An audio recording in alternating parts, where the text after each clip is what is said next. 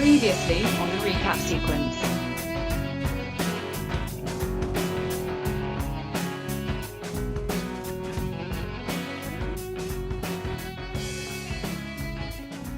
Hey folks, welcome to the recap sequence. Look, a first show of the new year. Yes.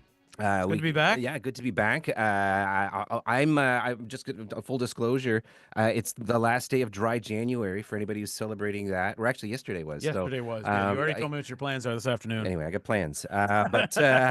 So I survived. How did you? Did you do any New Year's resolution-y things for the last 30 days? No, because, and I don't know if you saw that, I sent you that Lewis Black comedy bit there where he Yeah. was talking about how some people don't call it a dry, they'll do a damp January, which I just lost it because I thought that was hilarious because they choose to drink on certain days and that's it. But no, I did damp October, to, so it didn't work. It didn't work out. I'm just trying to get through we're done through the first month of the year. There you go. Yeah. Well, good to reconnect with Yes. you. I actually haven't seen you much since Christmas. So no, our lives are busy. Welcome back to the environment. Thank you very much. We got a great show. Yes. We have a kick off our 2025 season. We have mystery authors Pierre C, Arseneault and Angella Cormier with us, authors of several mystery books and short stories, including the Oakwood Island series that you have in front of you. I do, yes. Yeah, Angella and Pierre. Cheap plug. Welcome to the show. Thanks for joining us. Thanks for having us. It's awesome. Thank you. And the first one of the year. Yeah, that's right. How about that, huh? So special. Kicking off 2025 is going to be a good year. And yourselves, any New Year's stuff going on? Did you guys have any resolutions that you either didn't stick to or are currently suffering through? Go ahead, yeah. Good. No, I don't believe in resolutions. Perfect. Don't overcommit. That's my. I listened to the same comedy bit that you did, Lewis Black. I've been listening to him a lot lately, and I heard that same bit, and it was hilarious. Oh my gosh, he's just brilliant. It's the way to go. Just brilliant. So I do have to start Oakwood Island. So my first introduction to you guys was the first Freddy Beach at the Exhibition Center. It'll be 3 years this coming August, and I remember walking by it and I stopped because first thing I see is Oakwood. I have to ask, because the title of the book is great, but how many people actually stop and ask you, is this the Curse of Oak Island? A lot. We get that a lot. Yeah, it wasn't planned that way. right. No. When we were coming up with the series concept, I loved Oakwood Island, and it was just something that I put together, right? And my father, when I started talking to him about the idea, about what I was working on, he's like, "You do know there's an Oak Island, right, in Nova Scotia?" This was before the series started. And I was like, "Oh, well," and then I went online, of course, and I saw, the treasures, whatever, and I said, okay, whatever. But I just kept going and never even thought twice. But yeah, with the History Channel kind of picking that up, I guess in a way it works, like Well, yeah, because you get traffic. Capture the attention, and they're like, "Oh, look, it's," and then we have to jump in and say, "Well, it's not quite the same thing." No, this is a much darker tone. A lot more morbid stuff. No, less buried treasure. Yes, that's right. exactly. There's other the buried tagline. things. Yeah. So where did the premise come from? Because I've read both Volume 1 and Volume 2, and from what I understand, Volume 1, Angela, was 3 short stories essentially that you had written. Yep. So when we started out, I met Pierre, and I had just started like the concept, and just the idea came to me. And so it started out as 3 individual short stories.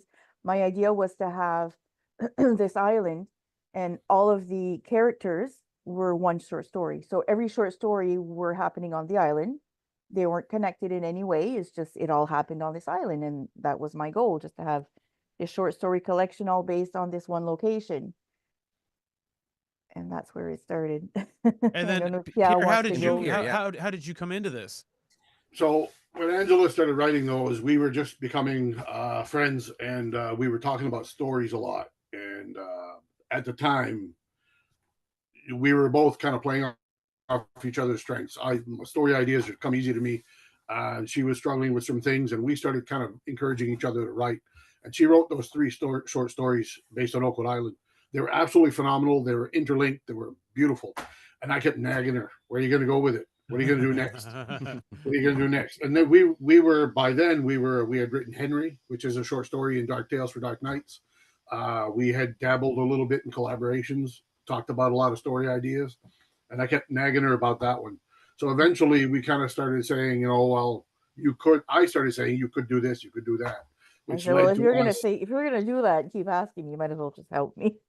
Yeah, we started talking about it. So, and I started kind of suggesting things and bringing in ideas and how you could link and how you could explain back stuff. And so we started developing it from there, and it turned it into a book. We turned it into the novel. It feels disjointed, but everything kind of overlays and comes together.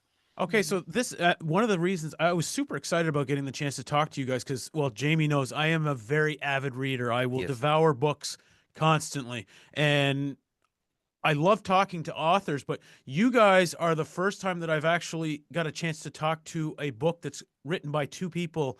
And how does that, you got to explain, how does this process work? Yep. You want to start? It doesn't. The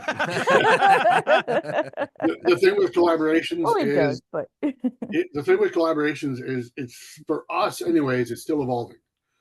We're still trying to find our way to do it. We did it one way for Oakwood for the first book, because Angela started it. I stepped in, we worked together, we developed it, we expanded it. And book 2, we sat down together, we plotted out each individual chapter, what was going to happen. We had a whole layout of what was going to happen with each chapter, just generic bones. We laid out a giant bone structure of story bones, and we worked on that. Book 3 is a little different. It's written first draft. It's a little different because we were during COVID and we weren't able to get together. So the bones were a little bit more general. There's a first draft written based on that. So, but we're still learning.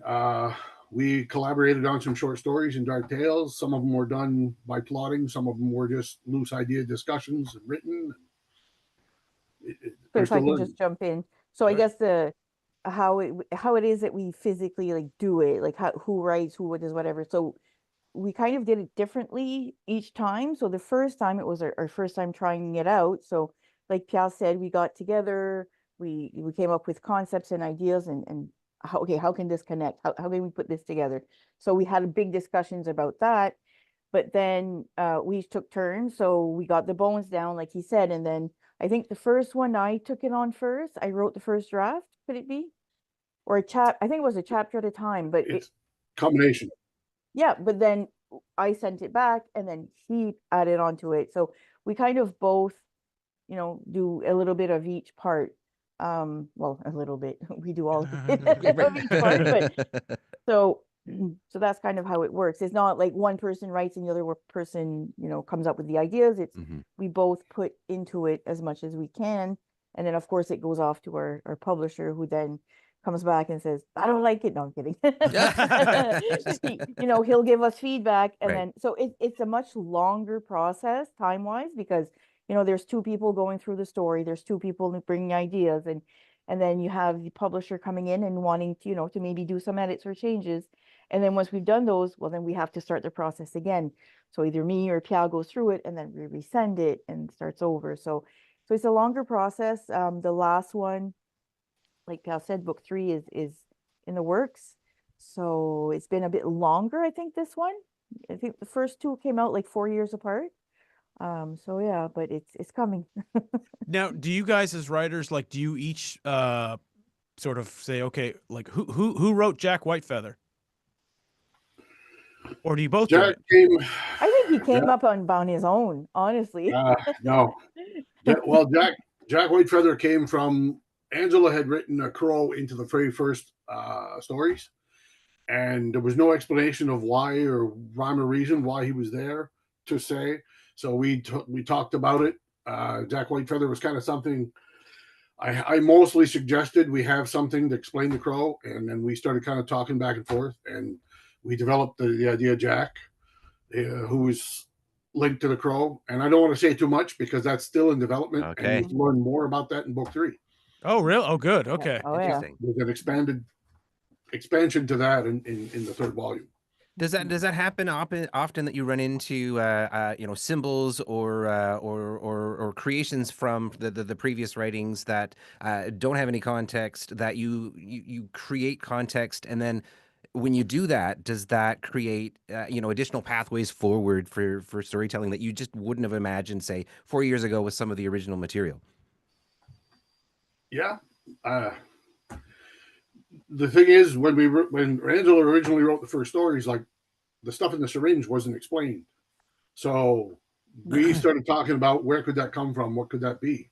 And I had heard something on CBC radio about the, I forget what they called now.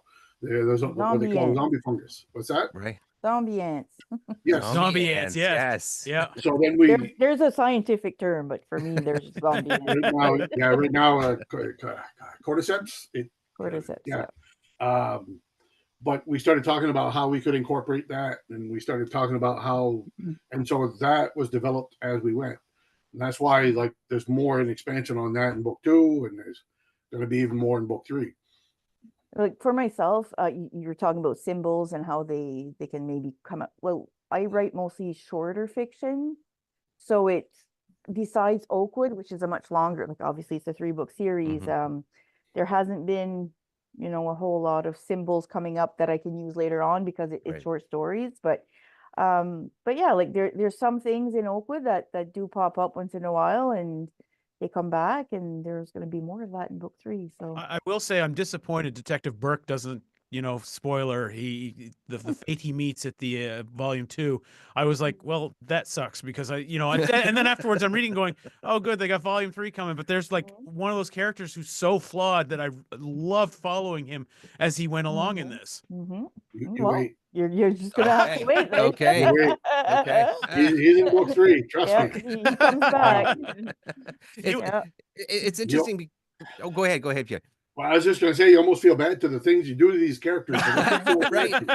Yeah. And sometimes I'm like, yeah, do you really want to do this? Yeah. Part of why I find that so interesting as an idea that you would start off with things that maybe had no intention of going in other directions is it happens a lot. We're also big TV fans and watch like big shows like Game of Thrones and Breaking Bad, and you find out after the fact, once these shows are done, that some of these characters maybe wouldn't have made it through a first season otherwise, unless some writers intervened, or unless somebody had an idea that completely changed the sort of the vision going forward. So do you find during this process that you may have had an end in sight a couple of years back, that for something that you've been working on, and then you get to a point where it's like, you know what, this is going to be completely different going forward, and your perception changes? Does that happen a fair bit?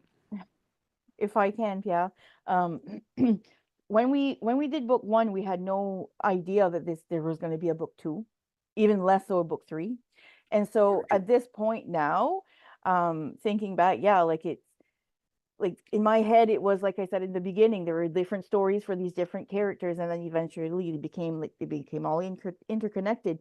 And the concept that we have for book 3, I never even wasn't even in my radar. It's totally like out of left field, but I love it. Like, I love how we conceptualized it and what came about. So yeah. Yeah, I had no idea what was coming. So yeah, the concept was like kind of like that you love the characters, and sometimes you bring them back just because you love working with them in the first book, and then but you need a cast, obviously, to tell a story. So then you bring characters back and you go, what could happen to these guys? And then develop, and that leads to future things. I hate to say it, but we didn't plan that far ahead. But once you read the 3 books, I'm hoping it feels like we did. Sure. I think it naturally evolved, and like that's why I feel so strongly about the story, because it felt organic in the way that when we finished it, like the concept for book 3, I was like, man, people are gonna think this was planned all along. Like, this is perfect. Like, just landed together. And you were talking about Game of Thrones a minute ago, and like we were watching reaction videos of their red wedding last night. Oh yeah. Like, I wonder if that was planned. I wonder if it was like, no, I don't feel good today. Oh, I'm gonna kill it. Sorry if anyone's so spiteful writing. Yeah. Yeah. But yeah. But that's what's so wonderful. I think it's great that you can talk about this as part of a process, because I think that you know it's probably behind a lot of great stuff. I'm not as literate as Ryan. I don't read nearly as much as he does. But what's great about the illusion of books and storytelling is that you're in it. As the reader, you're part of it. So the you know the writing aside, you assume everything is deliberate and planned, and it's so great to know that you know that's art. Yeah. That's the joy of Just creation. It happens in Yep. every That's medium, right. right? So That's even right. Just in the writing books, creative, that's where the yeah, creativity is. It's not knowing, what's coming next, 100%, and yeah. whether it's a painting or a story or anything. I mean, I say that, but I'm a plotter. I don't. Pierre's more of a pantser. He'll write by the seat of his pants, sort of thing. I usually plot everything like from A to Z, like it's all laid out. But this one, it wasn't that way. I have to give you guys Yeah, props though, it's harder. because go ahead, Pierre. I was just going to say it's harder when you work together with somebody, because alone, Poplar Falls, I pantsed part way in, and then I plotted the rest. Maple Springs, I plotted I pantsed the whole thing. It depends on what you're writing. Sometimes it flows, sometimes it doesn't. Sometimes you have, but when you're working with somebody, you can't pants. You just absolutely can't. You have to sit down and you have to discuss what's going to happen per chapter, what's going to happen. Book 2 was very detailed. Book 3, we didn't detail as much. We pantsed a little bit more, the finer details, but still, it's you have to plot. You don't have a choice. It's funny because I find like book 2, I just burned through it. Like there was such a good flow to it, and I have to. The two of you who have Awesome. your descriptions in both books about the people going through these issues that we won't spoil anything, Yep. but Maggie's description from the first book, my God, when as she's going. Yeah, yeah. So this is all Angela. Is that all you're doing, like the creation like this, or are you guys just like how can we put this out here to shock people essentially? I don't want to shock anyone until they read the book. But it's a good way though.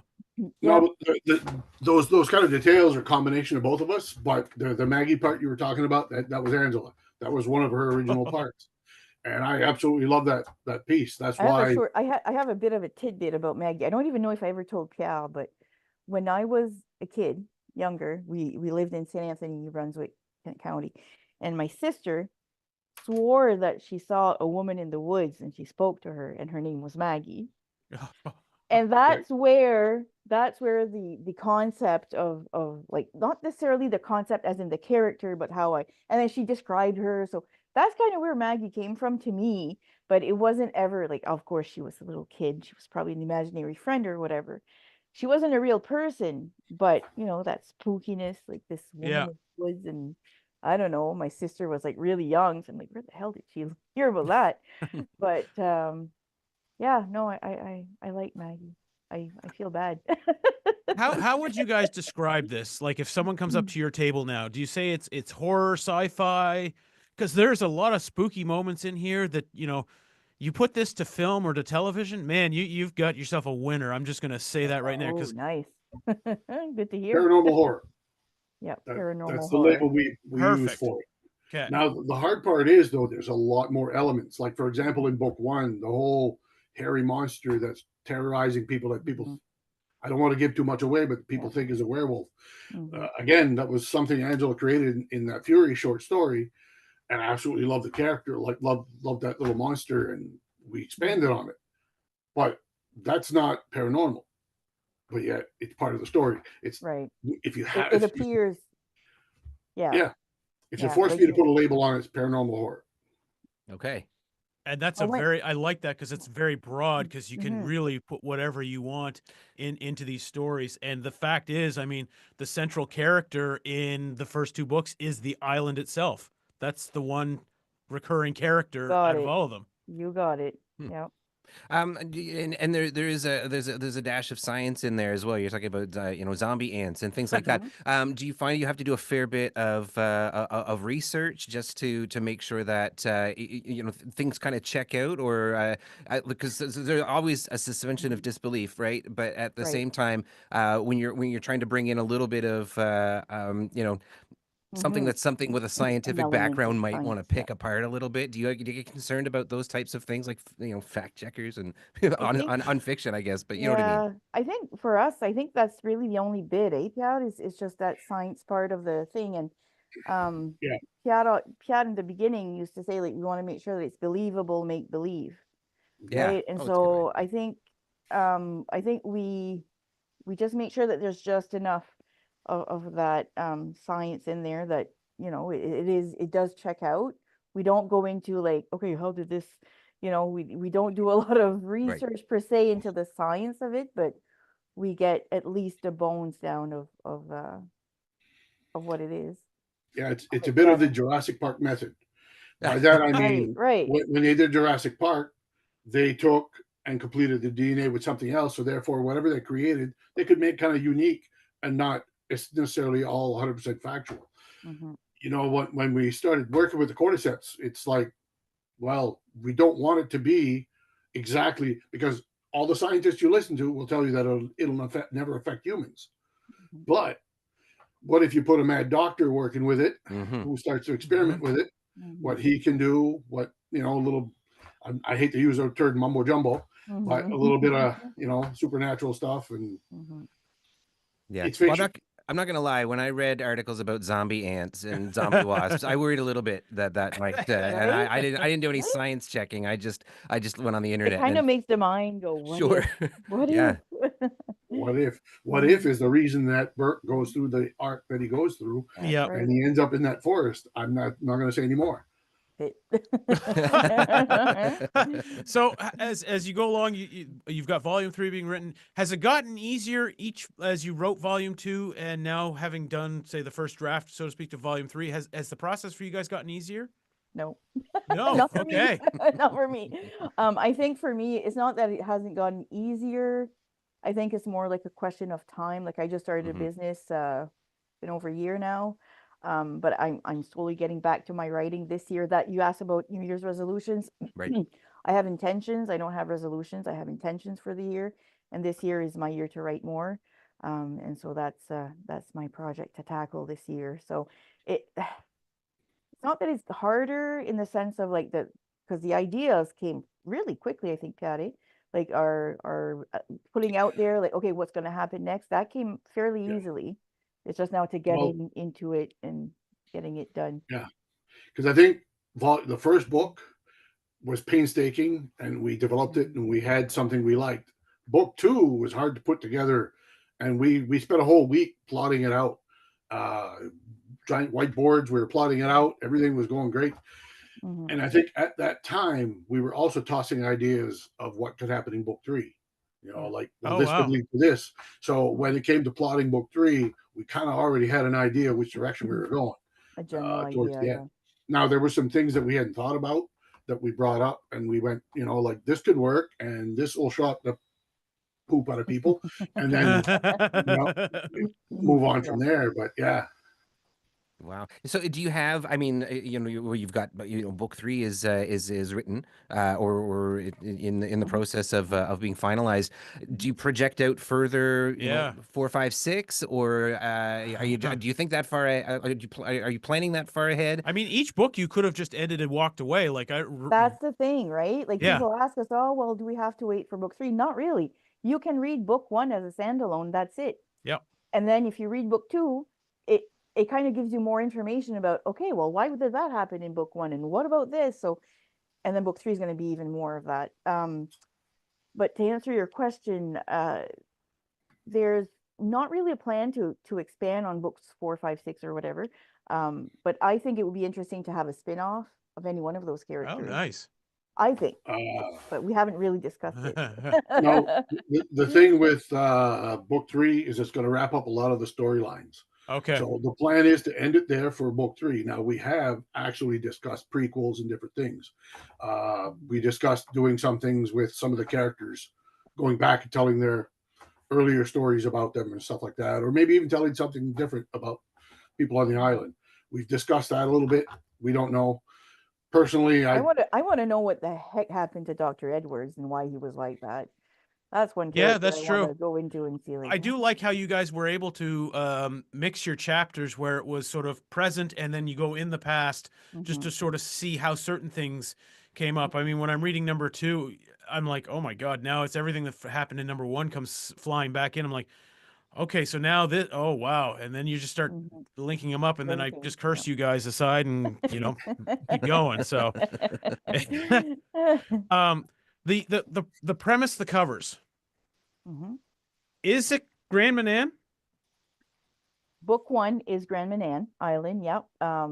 See, when I first thought about Oakwood Island, the community, and the size of the island reminded me of Grand Manan. Like, Yes. and it's isolated in the sense that it's just one ferry in and out. You can't, cross over on low tide. You can't just drive over.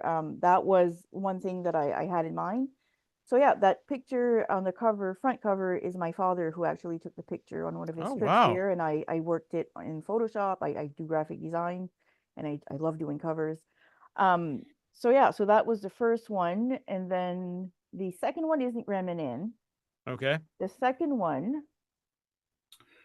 It's a mash of 2 covers, two yeah, things. 2 places.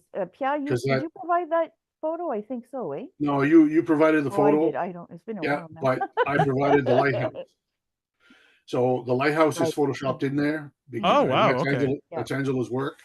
Oh, wow. She provided the cliff scene, and I provided the I don't lighthouses remember where from that cliff was now. Peggy's Cove. That's impressive. Yeah. Jeez. So Yeah. that's the lighthouse from Peggy's Cove. I just And we- absolutely love we- that lighthouse. We super like scouted locations for potential covers because we want it to look, like it's a habitable island. There's people Yeah. who live there, but we also wanted it to be kind of like, dark and Once not the ferry too, leaves, you're stuck. Yeah, I think in reality, I'm a little creeped out by Grand Manan in that respect. I've had friends who have gone there just on camping trips and stuff, and because of Right. weather, have been stranded there. And yes, they camp exactly. right on the coast The edge cliffs. by the cliffside, and Yeah, no thanks. that's all terrifying to me. So Did you I've read the book? that's You without need even to going read through the book. Yeah. Now, if you don't read, like you said, you're not a big reader, we do have the first Oakwood Island on audiobook. You could just listen Oh, to what? it. Really? Yep. And how do you get Yeah. that? Is that on? How do you get the audiobook? It is It's through on Audible, whatever. Audible. Oh, sweet. Yep, Okay. Audible. Right yeah. on. Right on. Oh, nice. So how long do you anticipate the process now for volume 3? This is the reader talking to you now, wondering. Hey, this is Jamie, And this is Ryan. and we're the recap sequence. Be sure to tune in to us every Wednesday night on CHSR 97.9 FM or online at chsrfm.ca at 7 p.m. Atlantic, 6 p.m. Eastern. And if you don't catch us live, you can catch our podcast on Spotify, on Amazon, anywhere you get your favorite podcasts. And we also have a YouTube channel you may have been watching. And if not, you should be. Catch us on YouTube at Recap Sequence. And So subscribe. subscribe. Yeah, please.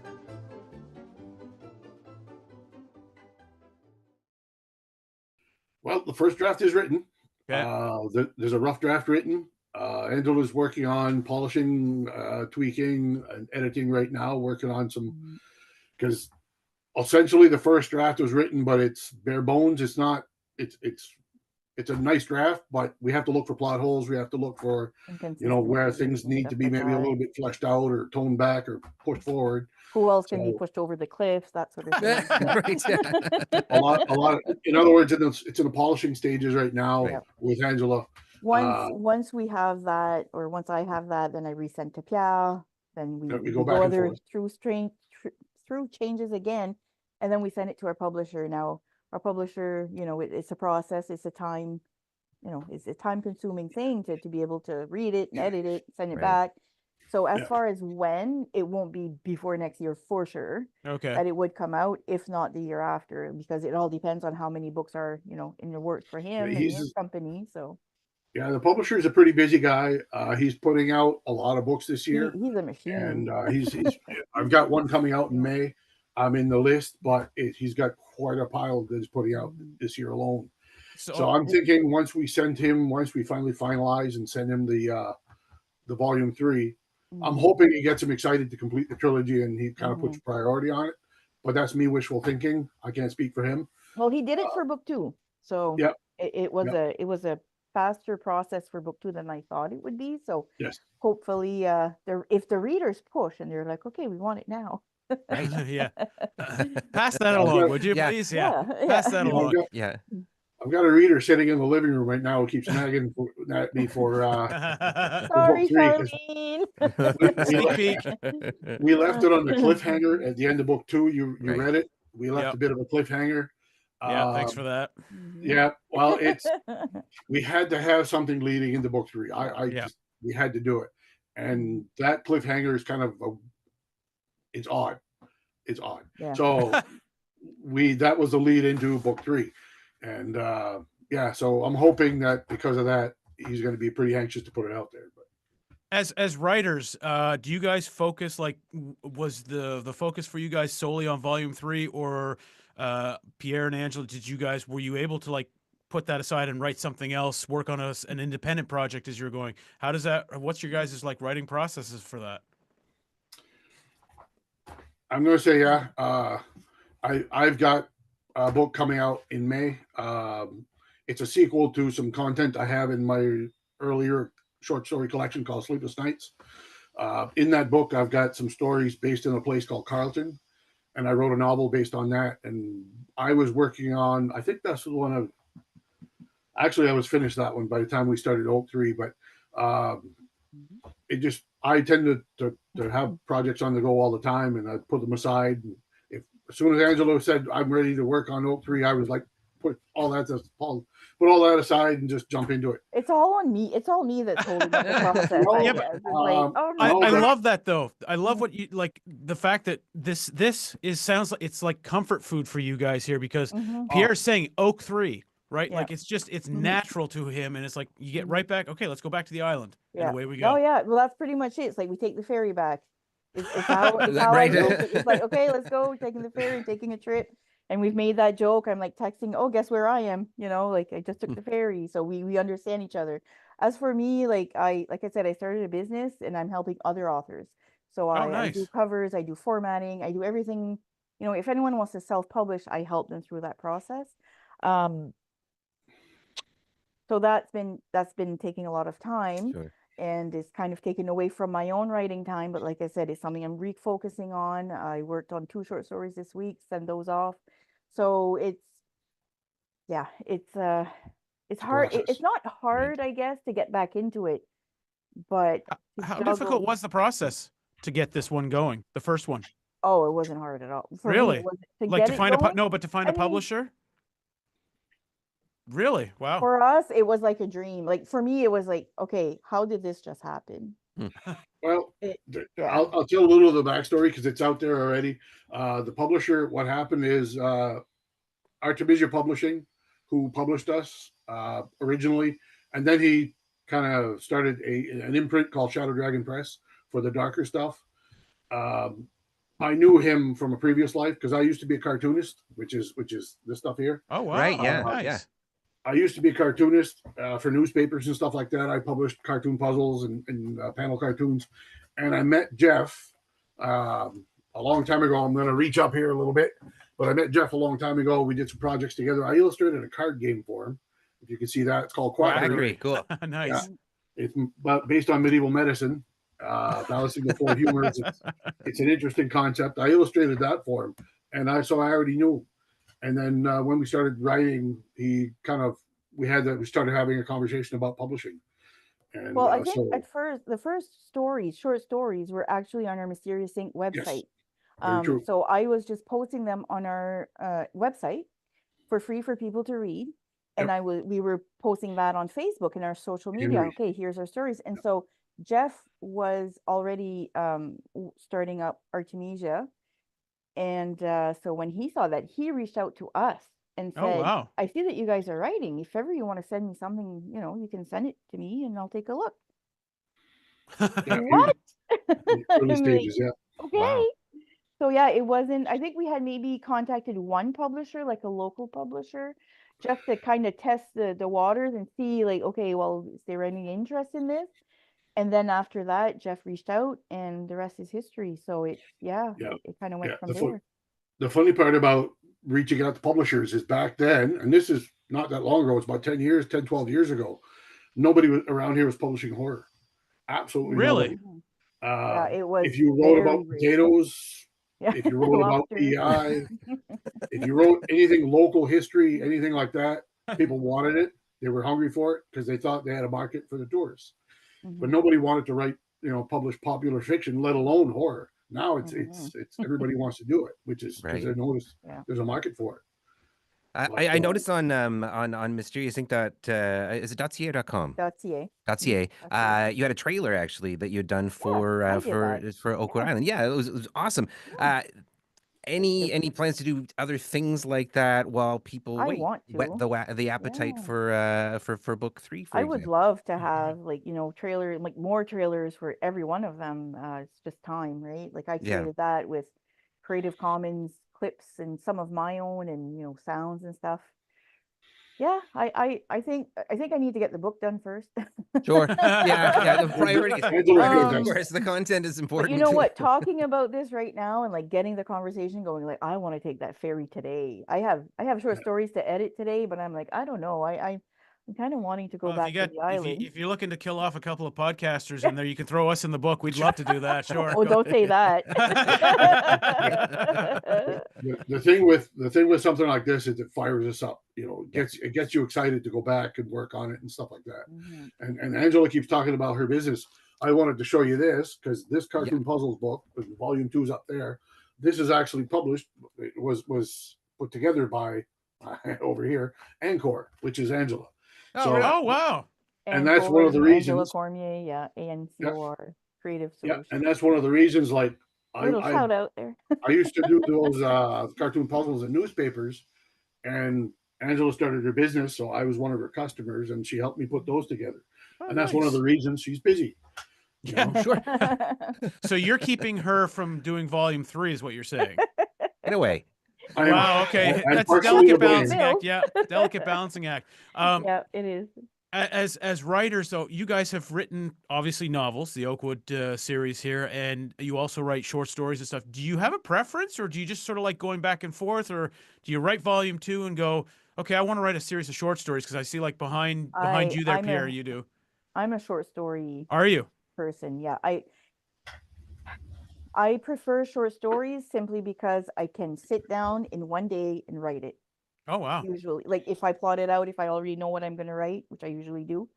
The one that I wrote this week for a submission was like, a day. So I like to have stuff done. Like when I sit down, I start it, I finish it. Whereas a longer novel, you can't do that, right? Right. And I think that's maybe why the first one worked, because it was kind of just, it was one story at a time, one chapter at a Mhm. time, right?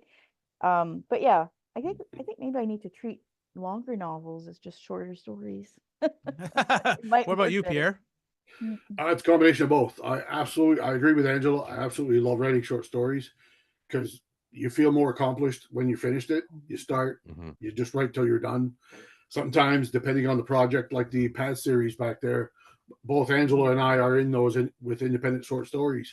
And that's exactly what it is. You start writing, you have a goal in mind ish of a word count, because that's kind of the part of the plan, but Mhm. you just write till you're done. And What short stories are phenomenal for that.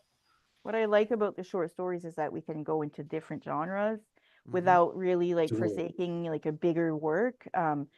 Like this week I wrote 2 dramas, which I hadn't really done before, and it was a different feel, but I enjoyed it. But it's not like this long project where it takes a year to work on, and it's like I didn't really enjoy that.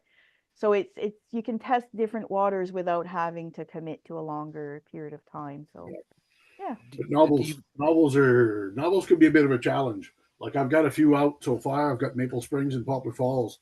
Those are 2 novels completely different. One's a supernatural horror. One's a dark comedy murder mystery. My next novel comes out in May is actually a drama.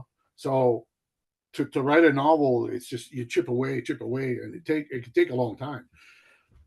Do you find when you're writing working on multiple projects that you know there may be an overlap in the genre or the spirit of what you're writing? Do you find that do you struggle sometimes with, oh, maybe this would be better over here, or maybe this would be better over there? Because it's you know and I maybe there's just a limit to my creativity. I'm too linear. But like yeah, or can you just separate these concepts and just run with them? I can separate them for the Can you? most part. Yeah. Yeah. Yeah, like if I'm working on, something that's dark, I can totally like shift gears and go into something else. But I haven't really Pierre has done more genres than I have as far as like venturing out into different types of stories. For myself, it's I like horror. Hadn't But noticed. yeah, no. And No, Pierre you or always Pierre, says, no, I yeah. don't know why, like your stuff is always so much like gorier and darker. Well, Like, ironically, I've said it many times before. When I write with Angela, I write a lot darker, and it I have it that just effect. brings that out in me because she loves it. So we bounce back and forth, and we actually end up. That's why the Oakwood Island series is so gory and so dark. Um, we feed off each other, and it kind of feeds that as we go forward. I wrote Maple Springs as a creepy horror, and a lot of people tell me it could be almost PG because it's just creepy, but it's not gory. It's not super dark. Right. It depends on.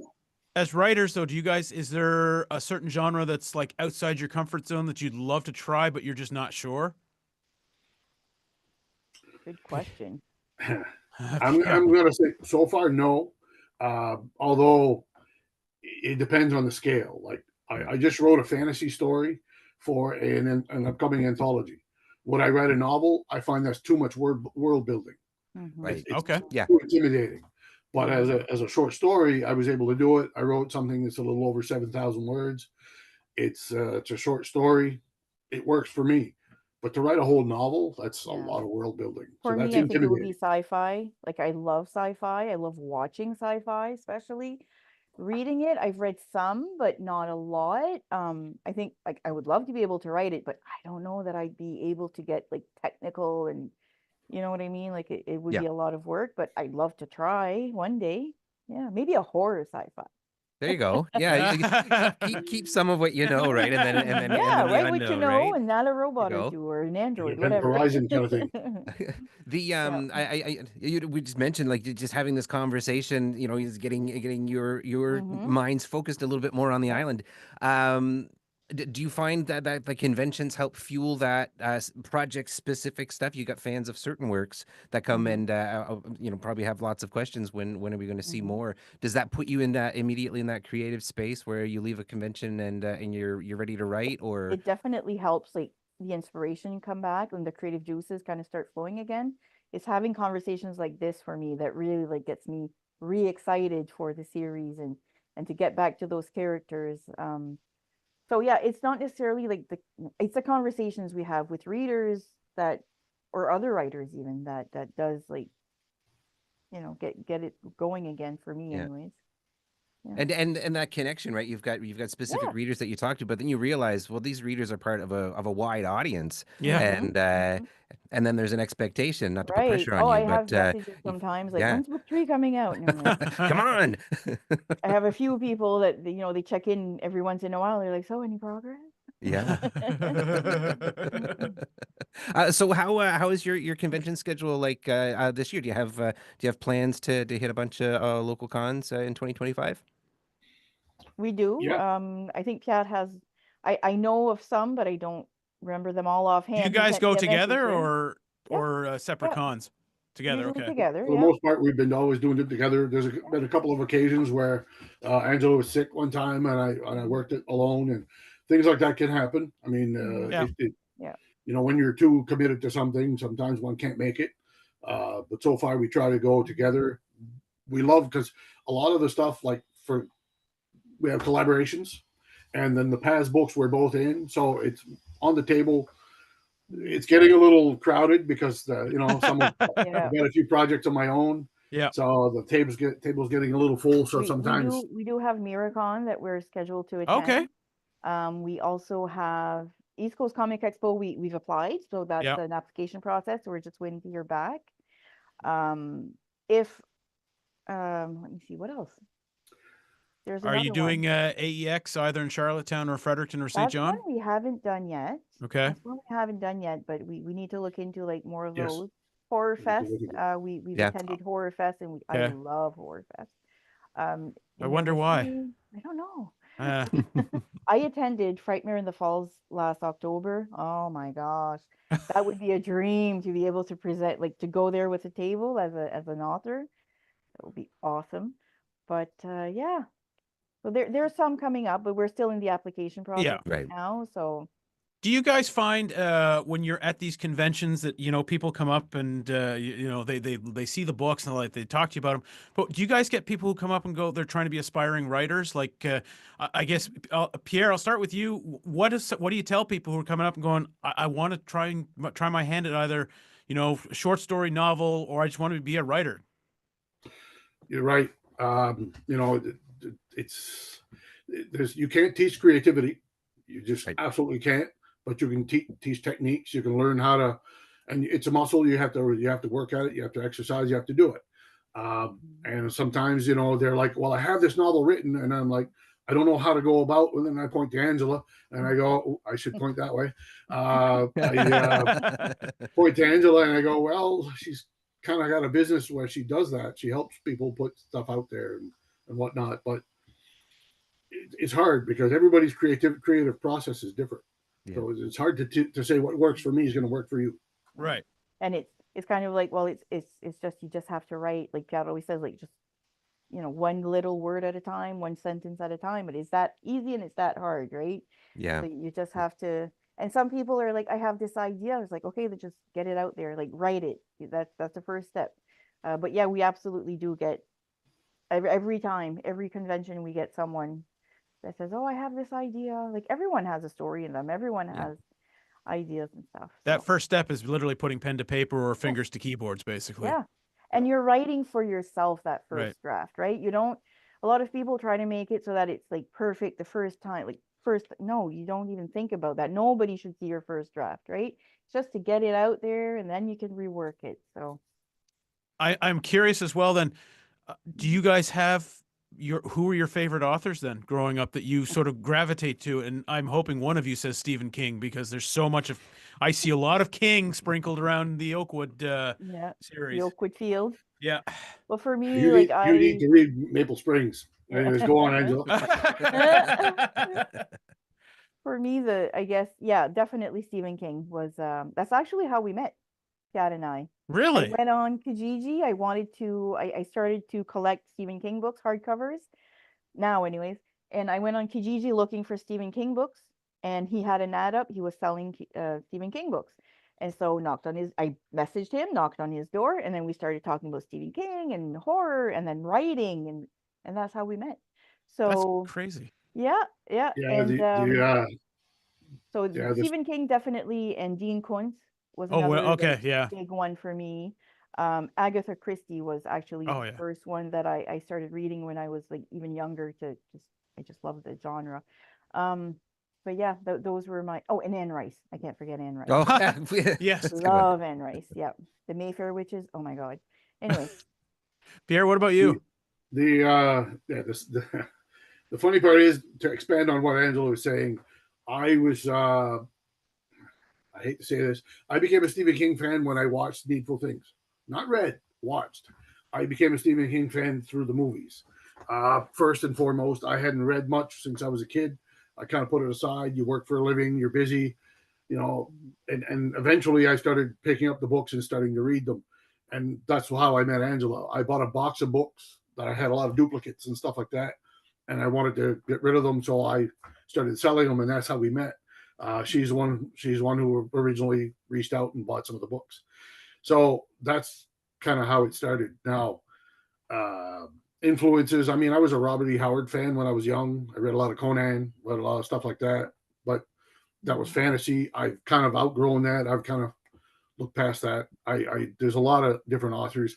I absolutely love Blake Crouch's trilogy, the Wayward Pines trilogy. I had to look at it because it's right there on my shelf. I'll have that till I die. That is an amazing trilogy. Um, but you know, you expect me to say horror, horror, horror. Mm. Stuart McLean, Vinyl Cafe. Mm. Yeah. I'm a massive, massive, massive fan of that. Yeah. It charms the pants off of you. The man is the best short story writer ever, who ever lived. He wrote such a volume of works, all short stories, all based on the same characters and basically world. It's just incredible stuff. Yeah. But it's absolutely not horror. No, exactly. Well, I have agree, he was awesome. I have to say, I'm not a big horror, paranormal, sci-fi person every once in a while, but I always challenge myself to find something new because I'm very heavy on the fantasy sci-fi side. I've grown up, I've got every Terry Brooks book there has ever been published. And I just pre-ordered the new one yesterday. So, but I will say this, that if anybody, anybody out there, you want to give this a try, it is creepy as hell. But it is worth picking up. I'm so glad I met you guys. Like, we had a good chat last year at Freddie Beach, and it was your guys' sales pitch on this, and I picked it up. I picked both of them up, and I wasn't disappointed. I burned through them, and they were fantastic books. So anybody paranormal enjoyed them. Yeah, paranormal, I love it. Paranormal horror, that's a great way of describing this. And I just hate you that you don't have volume 3 yet. It works. But there's hope. MysteriousInc.ca, one place to learn more about your works. Any other places online that folks can go, or is it the best place? We're on Facebook as well under Mysterious Inc. That umbrella. If you search Mysterious Inc. and then our names are attached to it. Yeah. I've got a website of my own, PCA Tunes, PCATOONS.com. But it's a lot of the same books on both. And the reason I had that is because I used to feature a lot of my cartooning stuff on there. So I had my own we're website. On Goodreads as well. I'm pretty sure Piat is too. We're on Goodreads. Yep. Yes, you are. Yes. Yep. So that's another place you can check us out. Our publisher's website, Artemisia Publishing. Yeah, we're just Google our names. Great. Or Oakwood Island. Really not hard to find. Yeah. Awesome. Well, look, Pierre C, Arseneault, Angella Cormier, thank you so much for coming on our show and kicking off our 2025 with some paranormal horror, something that we can all sink our teeth into in a weird climate of the world now. Maybe we all need to just read some more books and stop looking at the news. So thanks for providing something. Yeah, exactly. Yeah. Existential dread, all that stuff. I'd rather look at it on paper than around me. So appreciate you for providing those diversions. It's been fun our pleasure. Our pleasure. And we do the cons ourselves, so hopefully our paths will cross in the coming months. Awesome. Yeah, hopefully we'll see you guys there. Yeah, for really sure. Appreciate this. Thanks a lot for doing this today. Yeah. Thank you. Have a great rest of your Saturday, and hopefully you get right back to work on book 3. Awesome. Enjoy it. Thanks, you guys. This is Summer Glau, River Tam from Firefly, and you are listening to the Recap Sequence with Jamie and Ryan. Welcome back. That was Pierre C, Arseneault and Angella Cormier, authors of Oakwood Island Mysteries and more. Be sure to check them out. Go to mysteriousInc.ca and check out the rest of their work. That was a fun chat. Yeah, great way to kick off the year. It was. Speaking of a great way to kick off the year, some success in our friends of other talents in the visual arts. Yeah, remember we had talked to Andrew Clark a while back, and he was starting that process of putting Adam issue 9. I'll never forget Andrew Clark. No one will. No, Andrew Clark is etched in the recap stone of lore. You bet. I backed his Kickstarter campaign, and there it is. Voila! Look at that. Adam number 9, Beauty. Colored issue, absolutely stunning, and it was fantastic. I know he was Andrew was a little frustrated because by the time it came out that we were on strike, the Canada Post strike. Right? Oh yeah, yeah. So he had all of this stuff. He wasn't able to do anything with it. But no, it's a fantastic story. I've already been after him, but because of my Kickstarter campaign, or excuse me, my pledge to it, I was able to get a bunch of other prints. This is a really cool print by one Sandy Carruthers. Oh, that guy. Yeah, and it's Adam answering the door that says 33 minutes or it's free, am I right? And there's just nothing but gore in the background. So love that one Very cool. from Sandy. And then, of course, this one, whoops, from Andre Mayette was included in there, his version of the Frankenstein, which was pretty cool. And got a trading card. And then the last one was from right in our backyard, Lunch Doodle James. Hey, James James Dixon, Dixon. yeah. Wow, a collection of treasures Indeed. from local treasures themselves. Exactly. So congratulations to Andrew on the success of Adam #9 and GY6. If you're not noticing right now, they are doing another Kickstarter It's a campaign. Gods and Monsters. Gods and Monsters. Yeah. They've already reached their first goal. Now they're into the next level of pledges. It looks super cool. If you haven't already, try and get in there and see if you can pledge. If it's still ongoing, it's a collaboration of all sorts of artists. Part of GY6 and outside the area. Yeah, and GY6 has grown into a monster of talent. You know, Yes. there are all kinds of names associated Yep. with that are involved with this project as well. So definitely worth checking it Yeah. out. You can find them. You find them on all the social medias, GY6, or just check us out, Recap Sequence, and we'll likely have something there where you can track them down. Yes. Well, That was a good show. Happy New Year! Yes, same to you. As my my dry January is over, I have other destinations today. So it is with that I bid you adieu from the basement, and looking talk in a forward couple to weeks. happy 2025, everybody, and thanks for watching.